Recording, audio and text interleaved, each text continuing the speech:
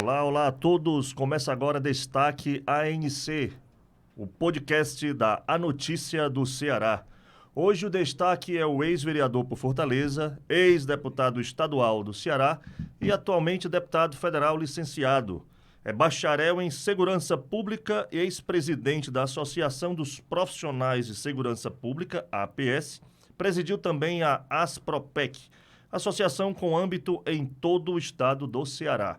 Eu falo de Capitão Wagner. Deputado, tudo bem? Tudo bem, Rodrigo? Queria saudar todos que nos assistem, quem nos escuta aqui pela rádio também, agradecer a oportunidade da Notícia do Ceará para a gente bater esse papo, falar um pouquinho do nosso estado, do nosso mandato de deputado federal e do nosso trabalho em todo o estado do Ceará. Muito obrigado. Vou começar, deputado, lá por Brasília. Não posso me fugir da situação de ontem do deputado Daniel Silveira, do que aconteceu, com o indulto do Bolsonaro. Como é que o senhor analisa essa situação? Olha, a gente sabe que ocorreu o erro de ambas as partes, né? Começando por ter uma suposta vítima, o Alexandre de Moraes, que ao mesmo tempo é vítima, o julgador, é o promotor, é o executor, né? A gente sabe que tem uma série de erros nesse processo. O Congresso Nacional não usou da prerrogativa constitucional de garantir que a punição do deputado fosse feita pela Câmara dos Deputados.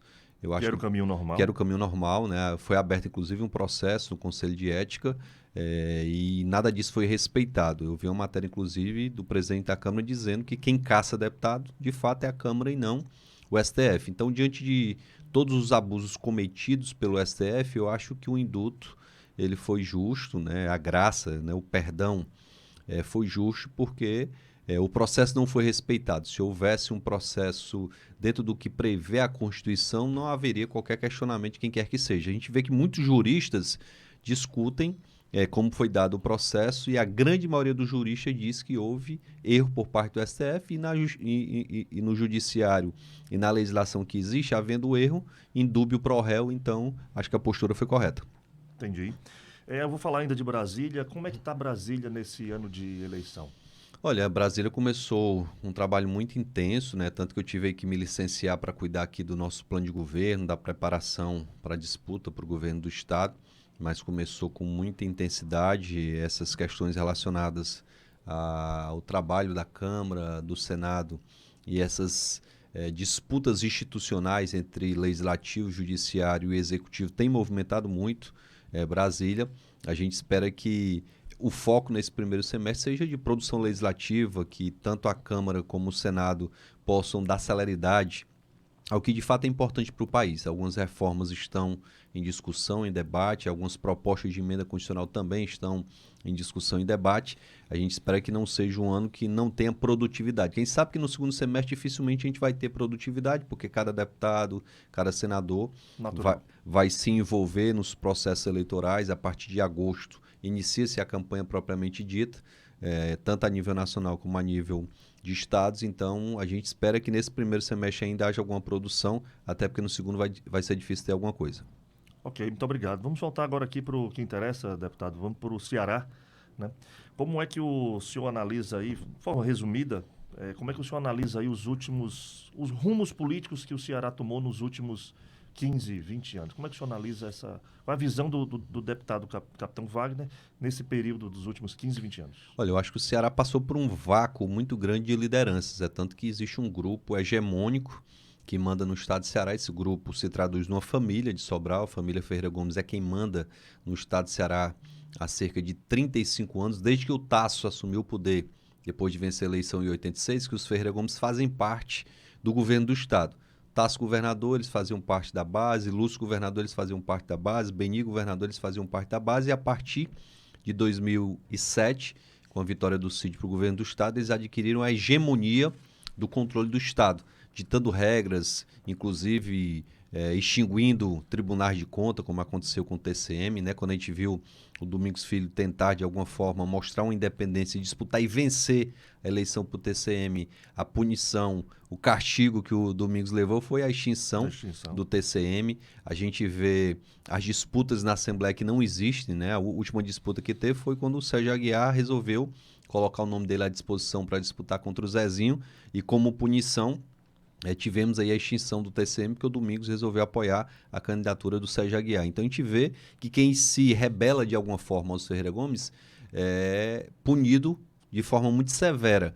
E como eu iniciei na política já tarde, né, somente em 2010 que eu fui candidato a primeira vez, minha vida é muito intensa, algumas pessoas até confundem, Rodrigo. O capitão quando foi candidato a governador da outra vez, não, peraí que eu nunca fui candidato a governador, primeira vez vai ser essa.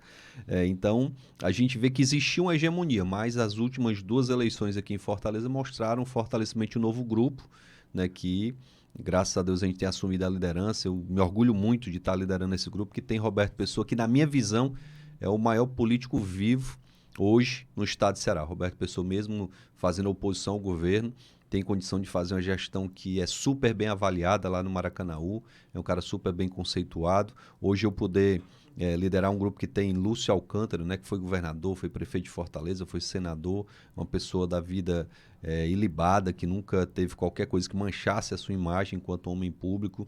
Um grupo que tem aí vereadores, deputados estaduais, deputados federais, Moses Rodrigues lá na região norte, Carlos Matos aqui ingressando no nosso partido, Heitor Ferrer, um grande quadro da Assembleia Legislativa, fazendo parte do nosso time também. Isso me orgulha muito e eu estou muito feliz com essa missão que a gente resolveu encarar de dar uma opção para o eleitor cearense. A gente viu em 2018 a eleição que foi WO. Algumas pessoas dizem, o resultado foi avassalador. Não tinha adversário, né? O general Teófilo é uma pessoa extremamente qualificada, nunca tinha disputado uma eleição, foi direto para governador, não tinha um arco de aliança que permitisse mais tempo de TV e rádio, mais apoios políticos, e de 2018 para cá a gente tem se fortalecido. Essa eleição em Fortaleza foi muito importante, porque é uma eleição que na véspera diziam que a gente ia levar uma surra, né? A pesquisa dizia que eu ia perder por 22 pontos. Aí quando saiu o resultado, a diferença foi de 2 pontos percentuais. Eu tirei 48 e alguma coisa, mais 2 pontos eu seria prefeito de Fortaleza. Então, isso por si só fortaleceu demais o nosso trabalho. E eu tenho me cercado, Rodrigo, acima de tudo, de técnicos.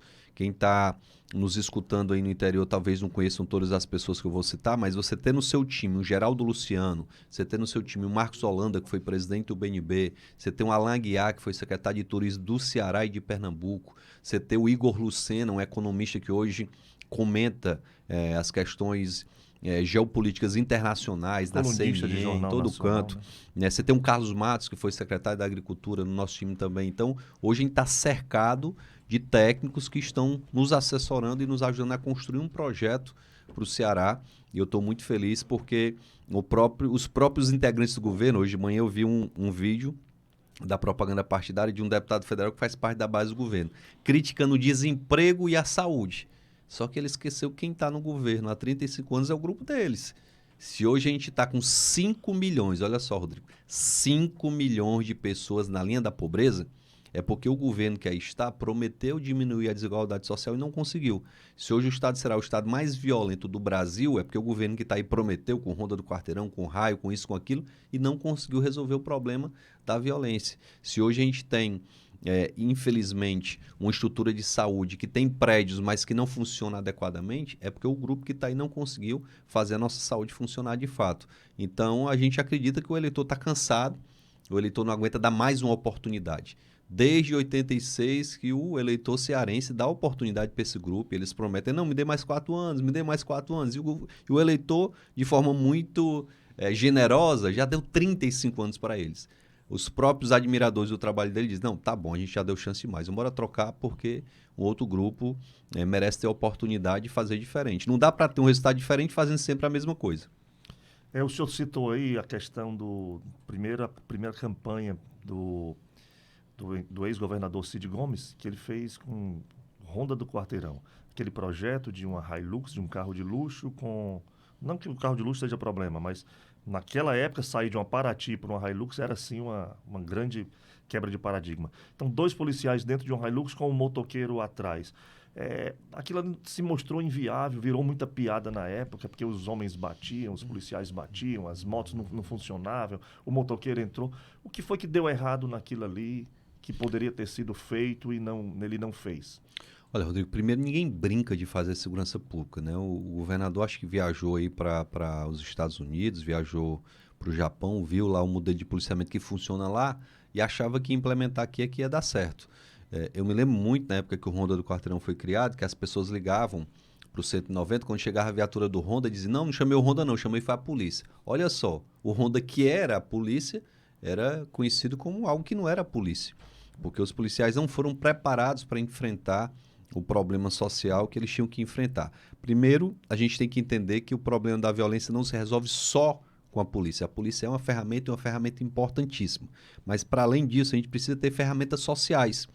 Eu estava lendo uma matéria esses dias que mostrava o caso de Caruaru e de Pelotas, duas cidades em extremos, né? Uma em Pernambuco, outra lá no Rio Grande do Sul, que adotaram modelos que, além da repressão, além do trabalho da Guarda Municipal em parceria com a Polícia Militar, com a Polícia Civil, tinha um destaque para a questão social, com diagnóstico de ondas de calor, de identificação de regiões da cidade onde o crime acontecia com mais intensidade para descobrir o motivo do acontecimento daqueles crimes e trabalhar em cima disso. Foi assim que Diadema se tornou uma das cidades mais tranquilas do Brasil. Diadema, não sei se você lembra, tinha 110 homicídios para cada 100 mil habitantes. Era a cidade mais violenta do Brasil, na região metropolitana de São Paulo. Hoje, Diadema tem 9 homicídios para cada 100 mil habitantes. Caiu 10 vezes, né? De 110 para 9, caiu mais de 10 vezes. O que foi que eles fizeram? O que foi que eles fizeram? Eles passaram a fazer um trabalho de parceria da prefeitura com o governo do estado e o governo federal. Porque toda vez que chega a eleição, o pessoal diz, não, a culpa não é nossa. Eu estou ouvindo já o pessoal do governo dizendo, a culpa é do governo federal. A culpa é do governo federal. Quando a eleição era municipal, dizia, não, a responsabilidade de segurança é do estado, não é da prefeitura. Agora estão querendo tirar o estado e colocar a culpa no governo federal. Os três entes têm responsabilidade. E o governo federal, nunca na história, o governo federal mandou tanto dinheiro para o estado de Ceará. Eu fui relator de uma medida provisória que só no ano passado garantiu 25 milhões de reais aqui para o estado de Ceará para combater a criminalidade. O governo federal doa viaturas, doa equipamento. Eu mesmo, do meu mandato, doei 3 milhões de reais para comprar viatura, armamento, equipamento, colete. E o comandante-geral da Polícia Militar, Rodrigo, esteve no meu gabinete lá em Brasília e disse assim, capitão, eu tenho um sonho, deputado. O sonho é que a gente possa adquirir viaturas blindadas para dar mais segurança para o nosso policial. Eu mandei o dinheiro para comprar as viaturas blindadas em 2019. Quantas blindadas temos hoje? Nenhuma, porque o dinheiro está na conta do Estado. Estamos em 2022 e não adquiriram. Talvez não adquiriram porque iam dar o mérito para o capitão Wagner ter mandado o dinheiro para comprar essas viaturas. Mas olha a pequenez de pensamento. Como é que eu estou precisando de algo, eu tenho o dinheiro em caixa, o dinheiro foi mandado pelo mandato de um deputado federal e eu não compro porque eu não quero dar o mérito para o deputado federal porque ele é opositor. E o secretário pediu, né? Foi lá no meu gabinete pedir, sentou comigo, praticamente implorou. Eu disse, não precisa implorar, tá aqui, ó, vou tirar aqui 3 milhões de reais para ajudar, porque eu sou profissional de segurança, eu milito nessa área, então eu tenho que dar minha parcela de contribuição. Nos anos seguintes eu já não mandei, porque não adianta mandar, porque o dinheiro fica parado. Mandei para a saúde. Na pandemia, o governador pediu ajuda, a gente mandou 5 milhões de reais para comprar álcool em gel, máscara, EPIs para proteger os profissionais de saúde. Infelizmente, a gente viu uma série de escândalos com esse recurso, compra de respirador que não foi recebido, hospital de campanha do PV, um bocado de coisa errada. Espera aí, não vou mandar dinheiro para ninguém estar fazendo coisa errada. Então, parei também de enviar recurso nesse sentido. Então, a gente tem tentado trabalhar e tem tentado ajudar. Só para o estado de Ceará, para os municípios, nós mandamos 100 milhões de reais para a saúde durante esse período da pandemia. Ora, eu queria mandar mais recursos para outras áreas, mas como o foco era a pandemia, Covid, a questão da vacinação e etc., eu disse, não, é hora de eu... Demanda por saúde de eu dar minha parcela de contribuição. Num dado momento, pararam as cirurgias eletivas. Eu disse, então, eu vou ajudar aqui. Consegui 3 milhões de reais, Rodrigo. A gente realizou um mutirão que devolveu a visão a 3 mil pessoas. Com 3 milhões de reais, a gente fez 3 mil cirurgias de catarata em diversos municípios cearenses. Então, eu tenho dado minha parcela de contribuição, tenho trabalhado com muita intensidade, até porque eu sou cobrado. Eu fui votado nos 184 municípios como candidato a deputado federal, então a gente tem que dar o retorno, a gente tem que estar sempre prestando contas do nosso mandato, porque o eleitor, com toda razão, nos cobra. Então, tenho tentado, de certa forma, estar presente nos municípios. Do ano passado para cá, nós andamos em 150 cidades. Foi um trabalho muito intenso, conversando com as pessoas, dialogando, ouvindo os problemas e ouvindo soluções também. Muita adesão, deputado, nessas Graças visitas? a Deus, né? O pessoal diz assim, o povo não gosta de política. Mentira, o povo é doido por política. O povo é doido por política. O problema é que o político vai lá, pede o voto, depois some. Aí o povo se chateia com toda razão. É lógico que não dá para o político estar todo dia lá em Salitre, que é uma cidade distante lá na divisa do estado de Ceará. Mas é importante que você, durante o mandato, possa retornar à cidade, como eu retornei algumas vezes. É difícil você estar lá em Campos Sales toda hora, mas sempre que eu posso, que estou na região, eu vou lá. Eu vou em Nova Olinda, eu vou lá em Tarrafas, né, uma cidade esquecida pelos gestores. Então, a gente tem tentado, de certa forma, não só estar presente, mas também destinar algum recurso, destinar alguma ajuda para que esses municípios possam oferecer a melhor qualidade de vida para as pessoas. Destinei agora, eu tive um Mari. Destinei R$500 mil, R$500 mil para a saúde de Umari, um municípiozinho pequeno. E o que me preocupa é que na destinação dos recursos dos deputados, o senador Cid Gomes queria nos obrigar a mandar todo o recurso para Fortaleza e para o governo do estado. Eu digo, peraí, senador, bora raciocinar. O maior orçamento do estado é o orçamento do governo do estado, que arrecada impostos aí de forma absurda. A prefeitura de Fortaleza tem um orçamento de quase 10 bilhões. Aí eu posso ajudar uma cidadezinha pequena, se eu quero pegar o dinheiro da gente, colocar todo na... Não, peraí, vamos cuidar dos pequenos também. A gente não pode olhar só para os grandes. E houve um embate muito grande, Deus abençoe, a gente venceu esse embate e está conseguindo ajudar as cidades pequenas. Eu vou fazer uma pergunta aqui, eu queria que o senhor ficasse à vontade para responder. É muito simples, mas que nota de 0 a 10 o senhor daria para o governo Camilo Santana? Olha, a gente tem que reconhecer os avanços. O governo Camilo Santana, em termos de questão social, na questão de areninhas, a gente tem que reconhecer, muitas obras foram realizadas, mas a minha preocupação sempre é, Rodrigo, a efetividade dessas obras. Você construir um hospital regional é bacana? É, se esse hospital regional funcionar de fato. Porque o custo de um hospital regional é muito alto.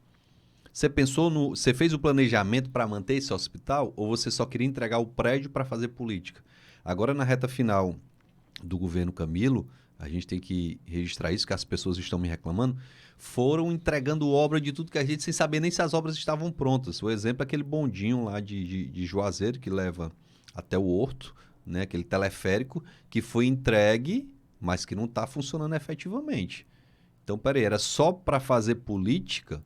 Essa prática ela é tão rotineira já que o povo não aguenta mais. Você entregar o Romeirão lá em Juazeiro, no dia da suposta inauguração tinha uma rachadura na arquibancada que eu não tinha coragem de ficar naquela arquibancada.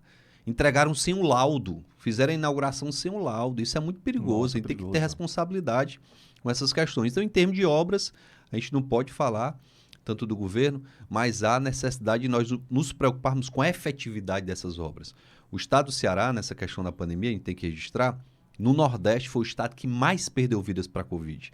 São quase 27 mil pessoas que morreram de Covid aqui no Ceará. Pernambuco é maior do que o Ceará.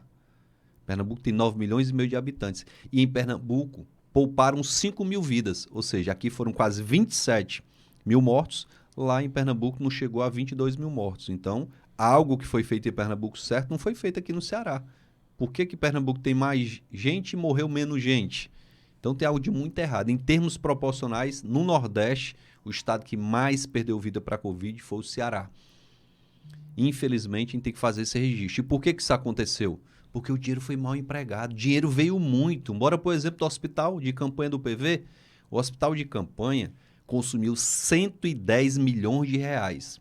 Quantas pessoas atendeu? 1.900 pessoas. O Hospital Batista, com 10 milhões, com 10%, atendeu 4 mil pessoas. Como é que com 10 milhões eu atendo 4 mil pessoas de Covid e um hospital público com 110 milhões? Olha a diferença. Com 110 milhões atendeu apenas 1.900 pessoas.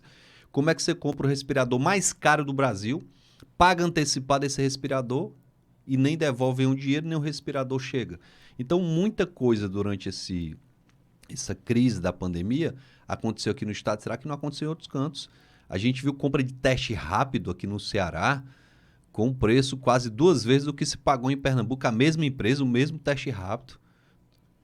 50% acima do que se pagou em Salvador. Então, teve muita coisa, teve muita gente no momento de crise, em vez de se preocupar em salvar a vida, se preocupou em encher os bolsos. Espero que as autoridades competentes possam fazer o seu papel e apontar essas irregularidades e punir os O responsáveis. senhor acha que o cearense está sabendo desses fatos aí que o senhor apresentou? Rodrigo, hoje a gente tem, e eu falo isso com muita tranquilidade, Acho que os melhores jornalistas do Brasil estão aqui no estado do Ceará. O problema é que grande parte dos veículos de imprensa, eles se sentem hoje amarrados. Eles se sentem impedidos de noticiar certas coisas. Vou lhe dar um exemplo. Semana passada eu vi no jornal O Povo, e aqui é uma crítica tranquila, até porque o jornal O Povo, vez por outra, ele faz crítica ao governo também. Mas semana passada eu vi no jornal O Povo, na capa do online, secretário de Segurança Pública diz que o Ceará vai ser referência de segurança para o Brasil. No mesmo dia que encontraram uma menina com a cabeça esmagada, com vários disparos na cabeça, que foi morta ali na Caucaia. No mesmo dia que um motorista de aplicativo foi assassinado no exercício da sua função. Na semana que 2 policiais foram mortos e outro foi ferido. Na semana que nós tivemos uma chacina lá em Barbalha, na cidade do governador, e 3 pessoas foram mortas. Então, fica muito difícil a gente entender por que não se questionou o secretário. Peraí, secretário, essa sua fala é muito bonita. E por que isso não aconteceu ainda? Por que com tanto investimento a gente não teve resultado? O Ceará ainda é o estado mais violento do Brasil. A gente tem que registrar isso. Infelizmente. Porque diminuiu aqui um pouco o número de mortes. Mas peraí, não dá para comemorar isso não, pessoal. Infelizmente, o Ceará, que era conhecido por ser um estado de paz, hoje é o segundo estado do Brasil que tem mais integrantes de facção. Bora lá. O PCC é originário de São Paulo. O maior número de integrantes do PCC está em São Paulo. Qual é o segundo estado que tem mais integrantes do PCC? O Ceará. Comando Vermelho. Né? Comando Vermelho é do Rio de Janeiro. O maior número de integrantes do Comando Vermelho está no Rio de Janeiro. Qual é o segundo estado que tem mais integrantes do Comando Vermelho? O Ceará. Por que Minas Gerais, Rodrigo? Olha só. Por que Minas Gerais, que é vizinho ao Rio de Janeiro, que é vizinho a São Paulo, não tem um domínio das facções como tem aqui no estado do Ceará? Algo precisa ser explicado. A gente sabe, isso aqui não sou eu que estou dizendo, o Ministério Público já comprovou, a Polícia Civil já investigou e comprovou que nós temos muitos políticos cearenses em acordo com as facções. Nós precisávamos de um governador com pulso firme para dizer, basta, parou. Isso aqui não vou permitir acontecer não. Quem for político que tiver envolvimento com facção, seja aliado ou adversário, vai ter que responder. Essa história de passar a mão na cabeça, de proteger político envolvido com crime organizado, não dá. Senão a gente vira uma Itália, na época da máfia italiana, máfia de Nápoles. A gente vira já um Medellín. Já a gente vai se transformar no Medellín, porque hoje, segundo a Polícia Federal, Fortaleza, o estado de Ceará, é o berço do crime organizado e do narcotráfico. Toda a droga que vai para a Europa, toda a droga que vai para a América do Norte está passando por Fortaleza.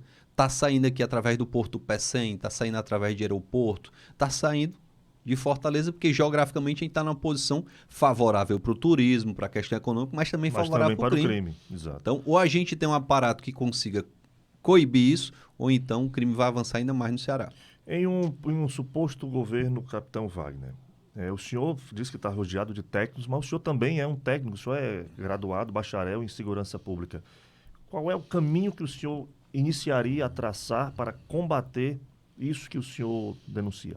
Olha, hoje as facções têm uma liberdade muito grande nas comunidades, não só em Fortaleza, no interior, etc. Hoje a facção está ditando regras de convivência social. Sim. Por exemplo, você só pode abrir o seu comércio em determinadas regiões de Fortaleza, região metropolitana, se você pagar uma propina para a facção.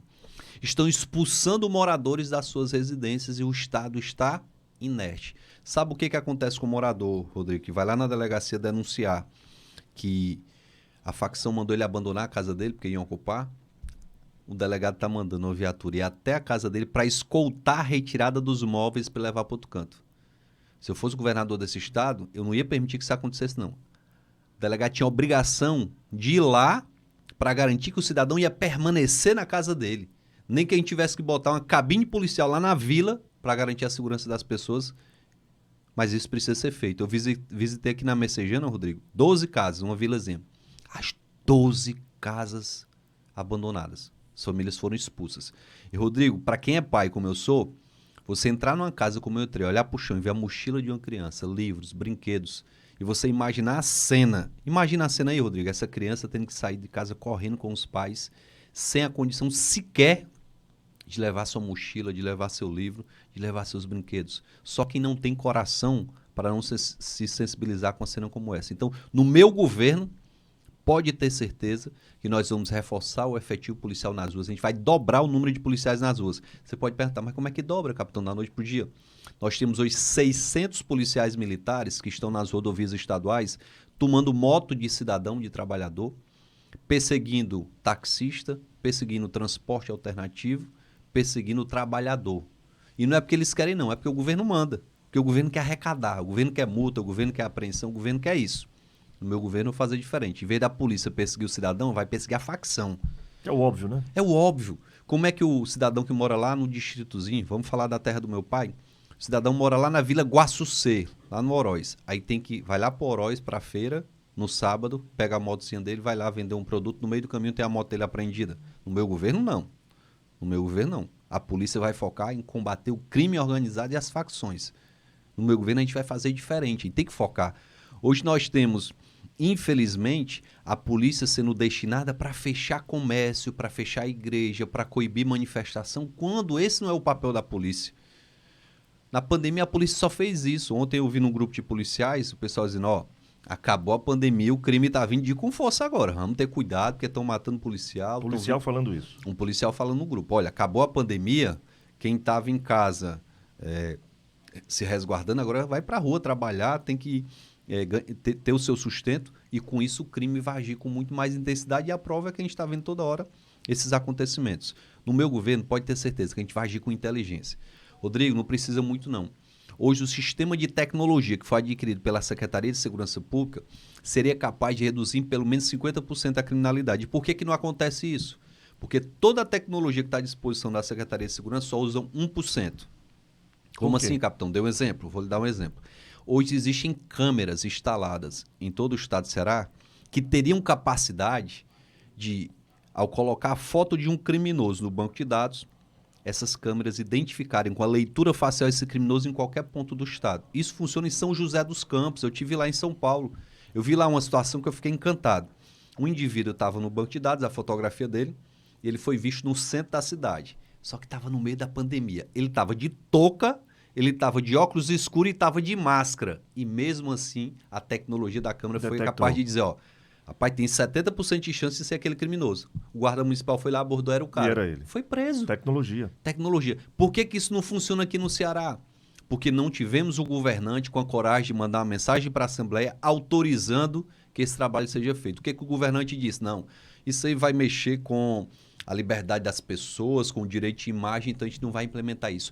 Entre o direito de imagem, a liberdade das pessoas, da sua imagem, e a gente tem uma segurança pública efetiva, eu fico com a segurança pública efetiva. Tenho certeza, se fizer uma enquete aqui na rádio e perguntar, você quer que tenha câmera com leitura facial capaz de identificar um criminoso à distância, as pessoas vão querer. Capitão, eu acho que um cidadão... Ontem eu estava com minha filha no carro e fui abordado pela polícia, numa blitz comum. Fui abordado e minha filha, quando viu aquilo, nunca tinha visto um policial abordando a gente, ela disse, papai, o que é que ele quer? Ele está vendo se a gente está tudo bem mesmo, né? Tá então, para proteger. O cidadão não acha ruim, não. Acho que não tem essa questão de aferir a liberdade. O cidadão quer isso, quer ser mais, está me investigando, está investigando também o outro ali.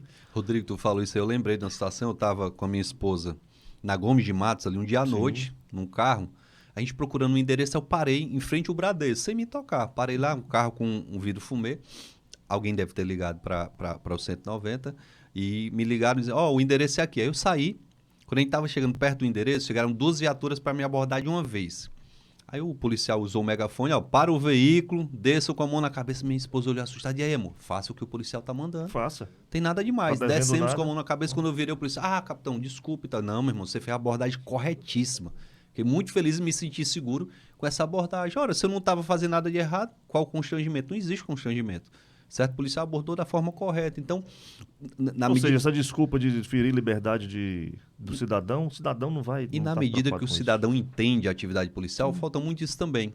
A polícia, eu acho que deveria fazer campanhas educativas para explicar, olha, se o policial for lhe abordar, ele está querendo lhe proteger. Se você é taxista e está sendo abordado por um policial, imagine se você estiver sendo assaltado. Mas eu vejo assim, se você for assaltado, não reaja. Se você for assaltado, dê tudo que ele pede. Se você for assaltado, não olhe no olho do... A educação para isso tem, mas para lidar, para ser abordado por um policial, nós não temos, realmente, de fato, não temos. É verdade. A gente tem muito trabalho pela frente, mas eu tenho convicção, Rodrigo, que com seriedade, com capacitação dos policiais, com os melhores equipamentos, com valorização dos bons policiais. Eu tenho que dizer isso agora.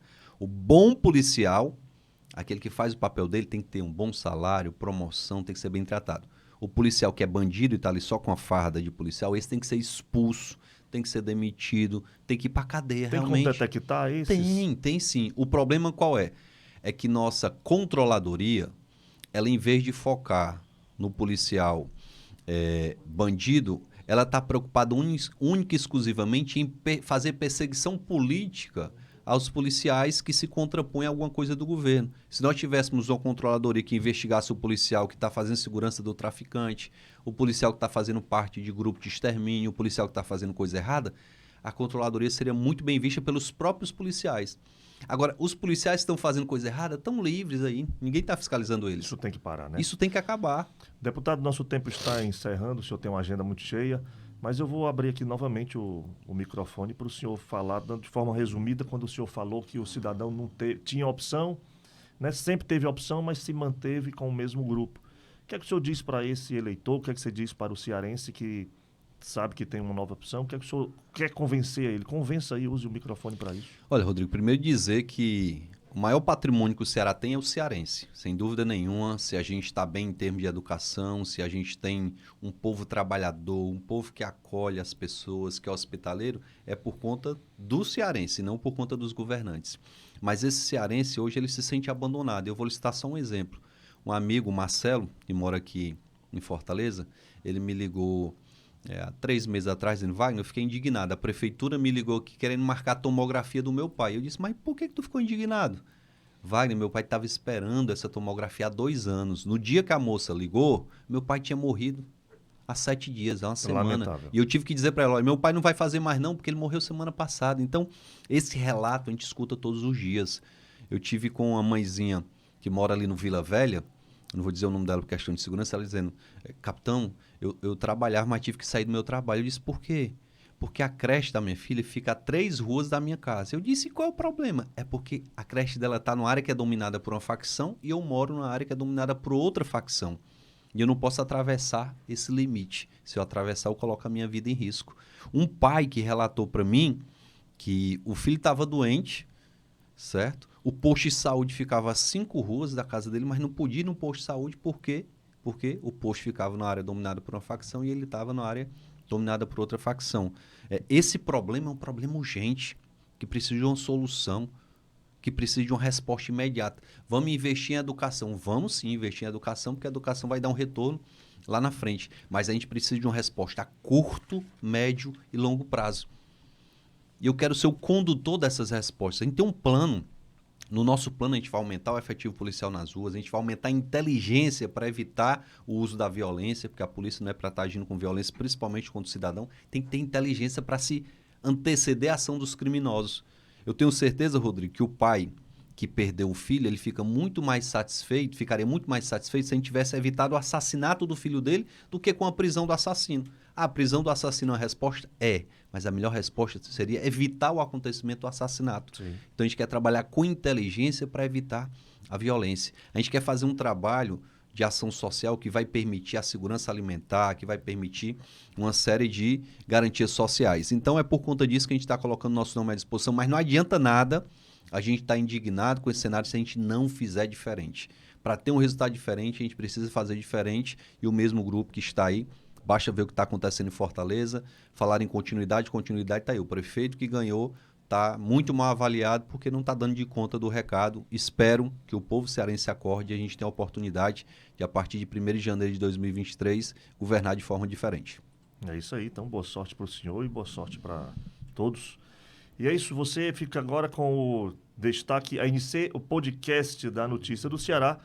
E o destaque da vez era Capitão Wagner. Eu estou aqui com ele e ele fala para todo o Ceará. E a você que nos acompanhou, todos os internautas, um muitíssimo obrigado pela companhia e pela audiência. Capitão, Abraço obrigado. grande, Rodrigo. Tudo de bom.